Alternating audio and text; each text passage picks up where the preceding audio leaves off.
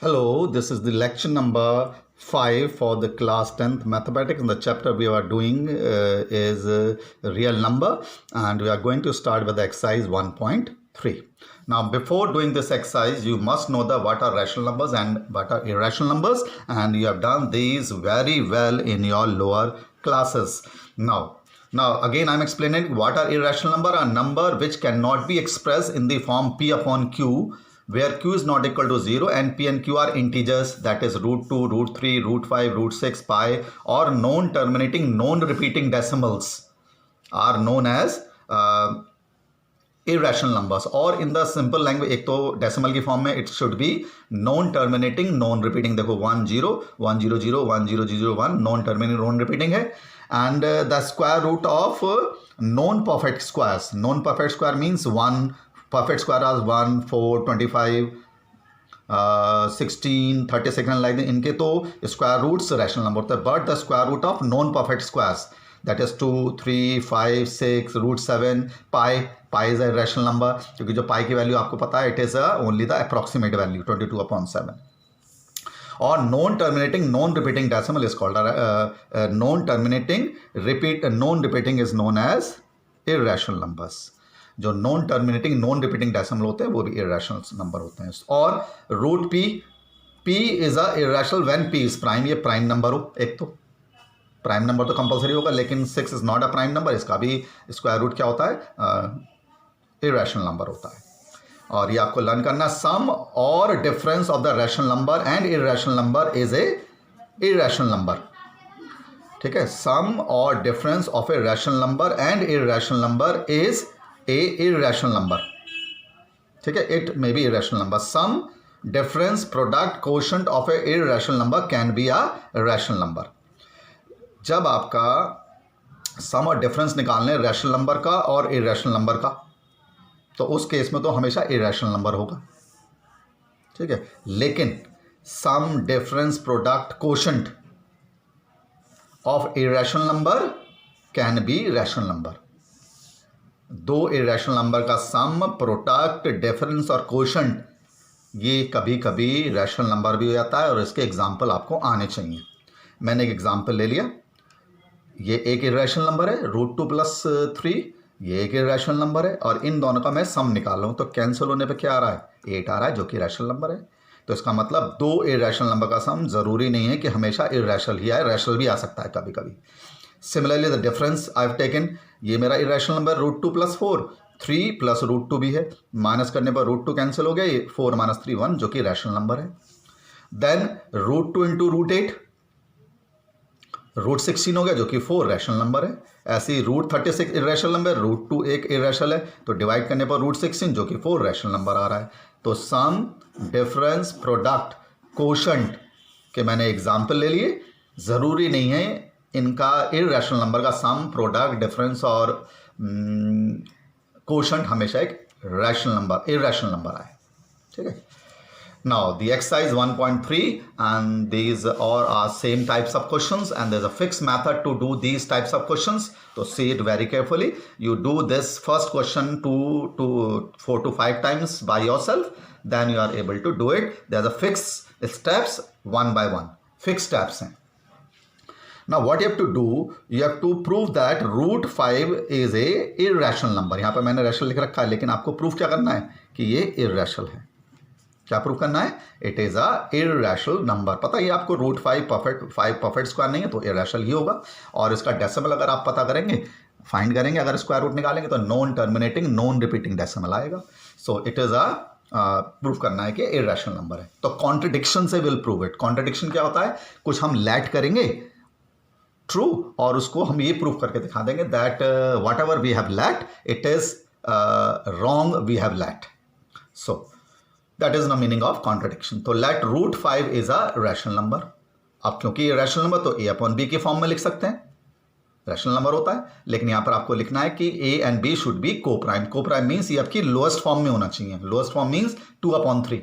4 upon 6 अगर है, तो पहले 2 अपॉन 3 करेंगे कैंसिल करके. ये स्क्वायरिंग बोथ द साइड्स, दोनों साइड स्क्वायर कर लो. 5a square upon b square. तो what is the value of a square. A square की वैल्यू कितनी हो गई, 5 इंटू बी स्क्वायर.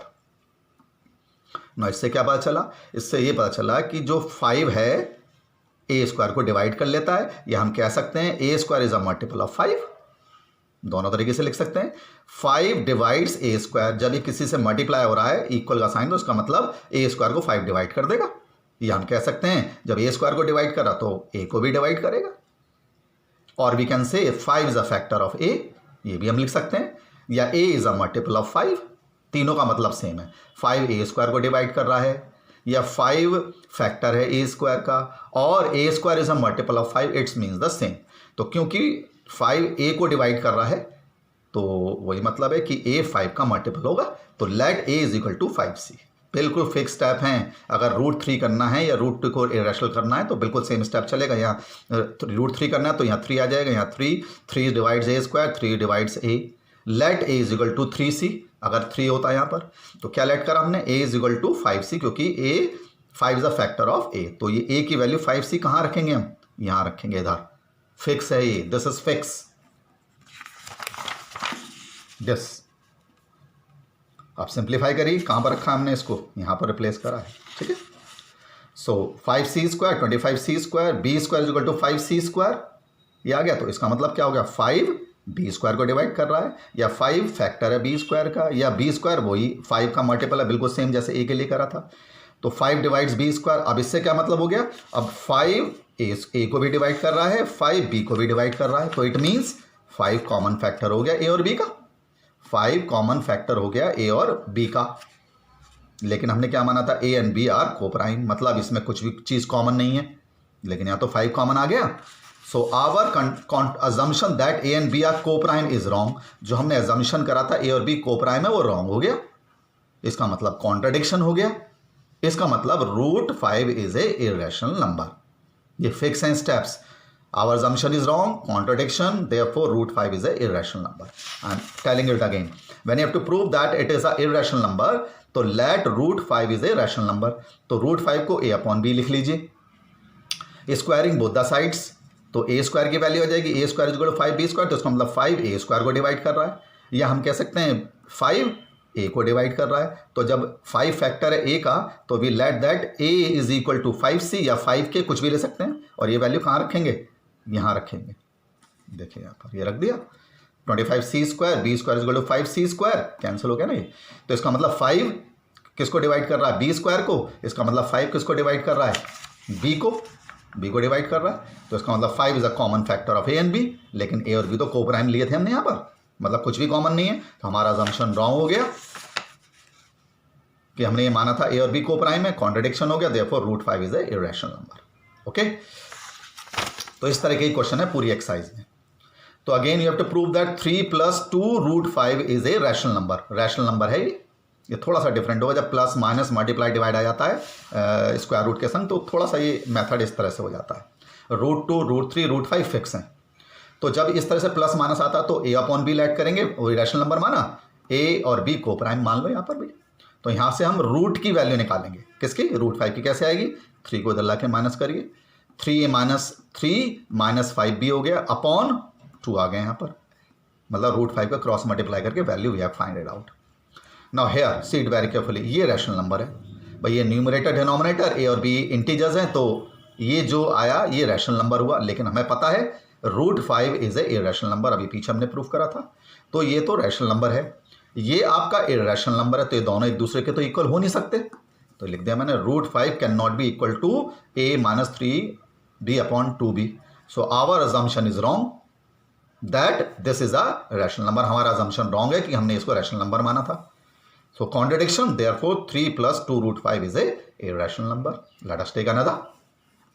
वही प्रूफ करना है, 6 + √5 को इरेशनल प्रूफ करना है। तो let be our rational number, क्या मानेंगे आप इसको, p upon q rational number मानेंगे, p and q are co prime, same fix steps हैं। यहाँ पर √2 की वैल्यू निकालो, तो √2 क्या जाएगा, p अपॉन q -6, तो ये कितना हो गया, p - 6q अपॉन q, ये आ गया। अब ये रैशनल नंबर है, p - 6q numerator upon q denominator, ये क्या है, रैशनल नंबर है। p - 6q upon q is a rational number, लेकिन √2 हमें पता है इरेशनल नंबर है, जैसे √3 √2 √5 इरेशनल नंबर है। तो √2 is a irrational number, therefore हम क्या लिखेंगे, √2 can not be equal to this, √2 इसके इक्वल नहीं हो सकता है, क्योंकि ये इरेशनल है, ये रैशनल है, ये इरेशनल है, तो हमारा अजम्पशन रॉन्ग हो गया, हमारा अजम्पशन रॉन्ग। कॉन्ट्रडिक्शन वही वर्ड लिखेंगे, contradiction same word. So therefore 6 + √2 is a irrational number. इसी तरह से होने हैं सारे लिखिए। 1/√2 इज ए रैशनल नंबर है, P/Q के इक्वल माना, इससे √2 की वैल्यू आ गई, तो Q/P रैशनल है, √2 इरेशनल है, तो therefore they can not be equal to each other, contradiction like this. Similarly 7√5 P/Q के इक्वल माना, √5 P/7Q आ गया, ये रैशनल नंबर है, ये इरेशनल नंबर है, ये दोनों एक दूसरे के इक्वल हो नहीं सकते, हमारा अजम्पशन रॉन्ग हो गया, देयरफॉर इरेशनल नंबर हो गया। See it very carefully. Okay, so this is the method to do this exercise. लगभग सारे क्वेश्चन सेम है। This also see it very carefully. Question number 3, ठीक है, second part again see it very carefully, वही rational number मानना है। Okay, okay, we'll discuss the next exercise in the lecture. Thank you.